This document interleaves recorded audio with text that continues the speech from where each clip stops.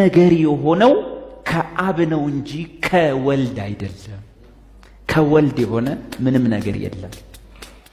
ከኢየሱስ የሆነ ምንም ነገር የለም። እንዴ ሶስት አምላኮች ቁጭ ያሉ አምላኮች እኮ አይደለም እናመልከው። ሶስት አካላት ያለው ስንት አምላክ? አንድ አምላክ። አብም ከራሱ በራሱ፣ ወልድም ከራሱ በራሱ፣ መንፈስ ቅዱስም ከራሱ በራሱ ከሰራ ስንት አምላኮች? ሶስት ቁጭ ያሉ ከራሱ በራሱ የሚሰራ ሶስት አምላክ ነው። አንድም ነገር እንኳን ከሆነ ሁሉ አንድም ነገር ከወልድ የሆነ የለም። ሁሉም የሆነው ከማን ነው? ከአብ ነው። የሚገርመው ግን አንድም ነገር ከአብ ከሆነ ሁሉ አንድ ነገር እንኳን በአብ የሆነ የለም።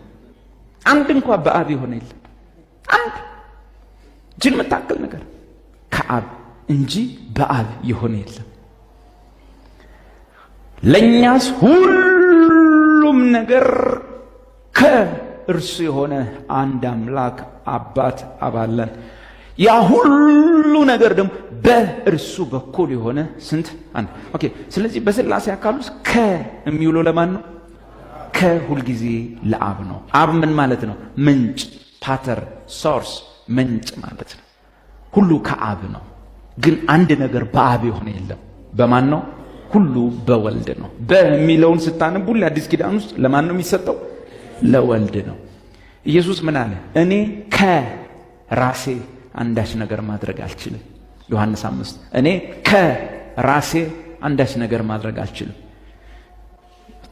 ሥላሴ የሥላሴ ትምህርት ማለት ነው። የግድ ማወቅ ያለበት ትምህርት ነው።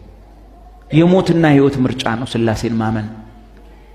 በሥላሴ እማታመን ከሆነ አንድ ሰው እንደዚህ ያለ በቃ የሥላሴ ትምህርት በቃ እኔ አይገባኝም አላምንም፣ ልክ ነው። ሥላሴን ለማወቅ ብለህ ሳይንሳዊ ጥናት ብታደርግ አእምሮህን ነው የምታጠው። ሥላሴን ግን አላምንም ብትል ሕይወትን ነው የምታጠው። የሚሻለው ሥላሴ ራሱን የገለጠልህ በመጽሐፉና በሐዋርያቱ በኩል በኢየሱስ ክርስቶስ በኩል የገለጠልህን ሁሉ ግን ማወቅ ግዴታ ነው። አማራጭ ሳይሆን እንደ ብታቅም ባታቅም አይደለም። አብና ወልድን ማወቅ ይህች የምን ሕይወት ነች? የዘላለም ሕይወት ነች።